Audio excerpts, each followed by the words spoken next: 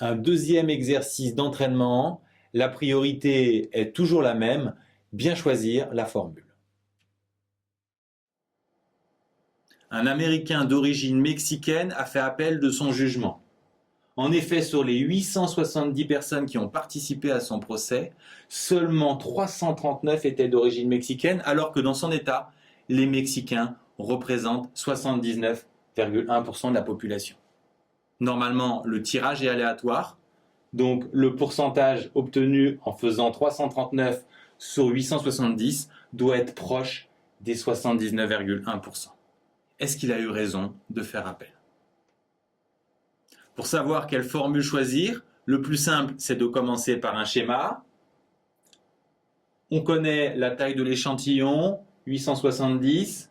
Avec les 339, on peut calculer le pourcentage de Mexicains dans l'échantillon.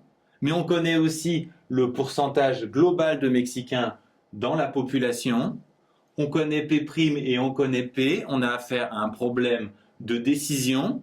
Il faut donc calculer un intervalle de fluctuation avec P et regarder si P' est ou non à l'intérieur pour savoir si l'échantillon est normal ou non. Pour calculer un intervalle de fluctuation, il nous faut N qui vaut 870 et P, le pourcentage sur la population globale. Ces valeurs vérifient les conditions d'utilisation. Donc on peut appliquer la formule de l'intervalle de fluctuation à 95%. On remplace tout simplement P et N par leurs valeurs. On n'oublie pas qu'on arrondit la première borne par défaut et la deuxième par excès pour trouver cet intervalle.